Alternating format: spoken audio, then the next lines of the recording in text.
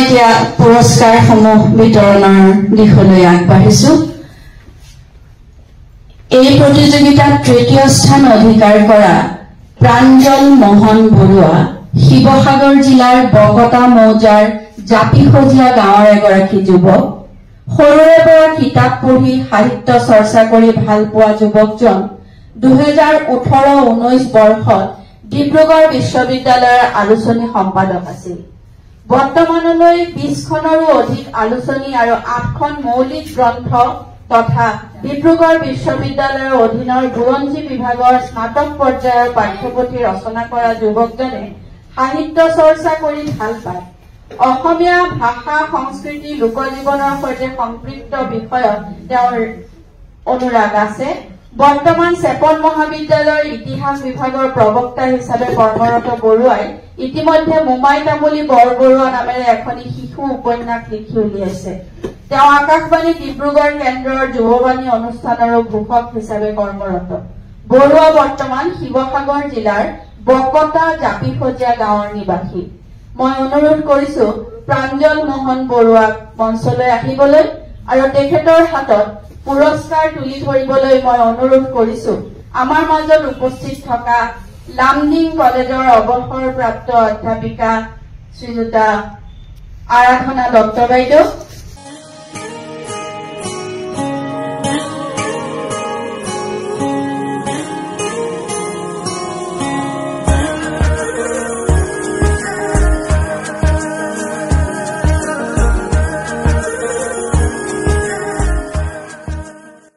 চমুকৈ এই আমি পুৰস্কাৰ কেনে ধৰণৰ সামগ্ৰী দিছো সেই সম্পৰ্কে ক'ব বিচাৰিছো।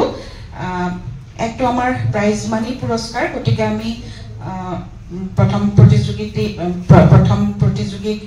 ৬০০০ টকা দিম আৰু দ্বিতীয় প্ৰতিযোগীক ৪০০০ টকা দিম আৰু তৃতীয় প্ৰতিযোগীক ৩০০০ টকা আৰু বাকী ৬জন উদগনি পোৱা ২০০০ টকাকৈ।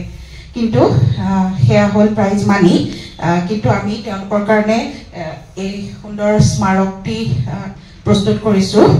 এই স্মাৰকটি ডিজাইন কৰিছে শংকৰ কৃষ্ণ দাসে।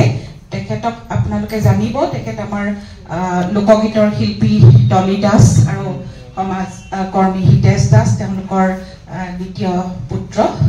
তেওঁ দিল্লীত কৰ্মৰত এতিয়া, কিন্তু তেওঁ কিছুমান আমাৰ ইণ্ডিজিনিয়াছ বস্তুৰ কিছুমান প্ৰডাক্ট তেওঁ কৰি আছে লোক সামগ্ৰীৰো আৰু এনেধৰণৰ কিছুমান সামগ্ৰী।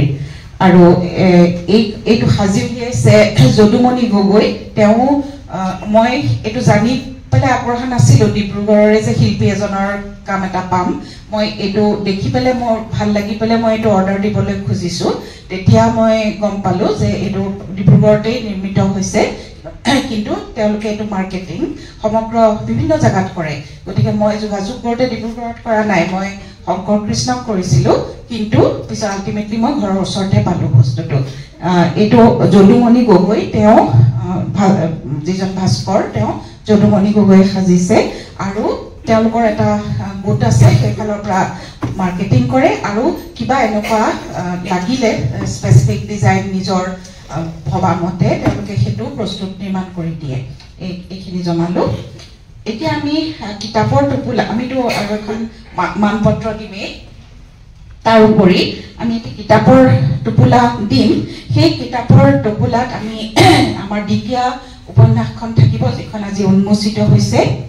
তাৰ পাছতে তাত থাকিব আৰু এখন বৰ গুৰুত্বপূৰ্ণ কিতাপ। এই কিতাপখন দ্বিতীয়খনটো ইতিমধ্যে আপোনালোকে দেখা পাইছে, এইখন দিম। তাৰপিছত আমি দ্বিতীয়তে অন্য এখন কিতাপ চিনাকি কৰি দিব বিচাৰিছো, সেইখন হ'ল শ্বহীদ দৰ্পণ। এইখনৰ বিশেষত্ব হ'ল যে ইয়াতে আছে 1950 চনৰ যি আমাৰ ভূমিকম্প বৰ ভূমিকম্প হৈছিল, সেই বৰ ভূমিকম্পৰ লগতে বানপানী হৈছিল আৰু সেই বানপানীত বহু লক্ষ পৰিয়াল যাহ গৈছিল, বহুতো সা সম্পত্তি নদীৰ বুকুলৈ গৈছিল। সেই বানপানীতে ৰিলিফ অপাৰেশ্যনৰ কাৰণে যাওঁতে, অৰ্থাৎ মানুহক তেনেকুৱা সহায় কৰিবৰ কাৰণে যাওঁতে, তাতে আমাৰ আপোনালোকে সকলোৱে জনা ডিব্ৰুগড়ৰ জীৱনৰাম ফুকন, বাবুলাল পোদ্দাৰ, ৰাজহ বিষয়া আছিলে অজয় মেছ, তাৰপিছত হনুমান সিংঘানিয়া, ৰুদ্ৰ বৰঠাকুৰ আৰু গৌৰচান্দ সিং, এইসকল আটাইসকল ডিব্ৰুগড়ৰ লোক তেওঁলোক জাহাজ গৈছিলে। তেওঁলোকক পিছত শ্বহীদ ঘোষণা কৰা হৈছিলে। এইটো 1950 চনৰ 22 অক্টোবৰৰ কথা। আৰু এই গোটেই কথাখিনি আমিও সৰুৰ পৰা শুনিছোঁ, কিন্তু আমি সঠিককৈ মানে জানিবৰ কোনো পথ পোৱা নাছিলোঁ। মাৰ মুখত শুনিছোঁ আগতে কথাখিনি, আৰু ইয়াৰ বিষয়ে কি লিখিত ৰূপত আছে সেয়াও আমি নাজানিছিলোঁ। কিন্তু এইখন এতিয়া আমাৰ সৌভাগ্য যে আমাৰ মাজত আছে অনিল সিংহদেৱ, এবাৰ উঠিলে ভাল হ'ব, আৰু ভূষণজ্যোতি সন্দিকৈ আমাৰ মাজত উপস্থিত আছে। তেখেতসকলে এইখন পুনৰ প্ৰকাশ কৰিছে এই ৰূপত, আৰু আমাৰ মাননীয় বিধায়ক প্ৰশান্ত ফুকনদেৱ ইয়াত জড়িত আছে। আৰু এইখনৰ লগত আৰু এটি ঘটনা মানে অৱলীলাক্ৰমে জড়িত হৈ আছে। সেয়া হ'ল সেই সময়ত যে এই কথাখিনি লিখি ৰাখিছিল, সেইটো হ'ল 50 চনৰে কথা। সেই কথাখিনি লিখি ৰাখিছিল ডিব্ৰুগড়ৰে দুজন লোকে। এজন হৈ গ'ল নবীন চন্দ্ৰ বৰদলৈ, তেখেতক আপোনালোকে জানিব, আমাৰ ৰঞ্জনা বৰদলৈ নৃত্যশিল্পী আৰু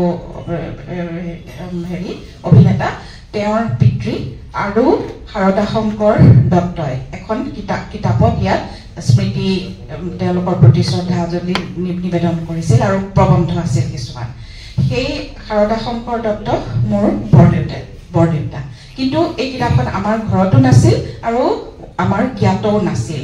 কিন্তু প্ৰশান্ত ফুকন বিধায়ক, মাননীয় বিধায়ক, তেখেত আৰু তেখেতৰ পত্নীয়ে সেইখন সংৰক্ষিত কৰি ৰাখিছিল তেওঁলোকৰ ঘৰত, আৰু সেইখনকে লৈ আৰু কিবা কিছুমান সংলগ্ন কৰি ভূষণজ্যোতি সন্দিকৈ আৰু অনিল সিংহ তেখেতসকল লগ লাগি এইখন পুনৰ প্ৰকাশ কৰিলে। এইটো এটা বৰ লেখত ল'বলগীয়া কাম হ'ল ডিব্ৰুগড়ৰ কাৰণে। আৰু এই গোটেই কথাটো আকৌ মই গম পালোঁ যেতিয়া এইখন ৰাজ্যপালক দিবৰ কাৰণে বিচাৰিলে। মই সেই সময়ত তাত কৰ্মৰত আছিলোঁ, গতিকে তেনেদৰে সংযুক্ত হৈহে ময়ো মোৰ হাততো পৰিল।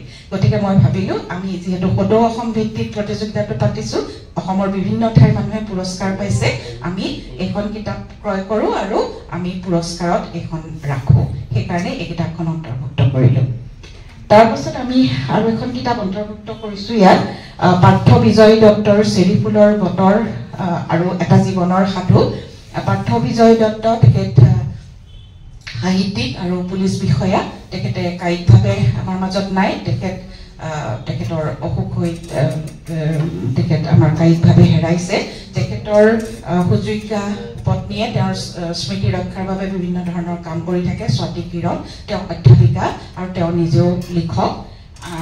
এইখন কিতাপ সেইকাৰণে মই ইয়াত অন্তৰ্ভুক্ত কৰাৰ কথা ভাবিলোঁ, যিহেতু এইখনো ডিব্ৰুগড়ৰ পৰাই ইয়াৰ প্ৰচাৰ প্ৰসাৰ চলি আছে। এইখন এখন গল্প কিতাপ আৰু ভাল পাব। তাৰপিছত আৰু এখন আমি ইয়াত কিতাপ অন্তৰ্ভুক্ত কৰিলোঁ, অন্তহীন প্ৰতীক্ষা। এইখন আমাৰ মাজত আছে আজি কুসুম গগৈ বাইদেউ, এবাৰ থিয় হ'লে ভাল হ'ব।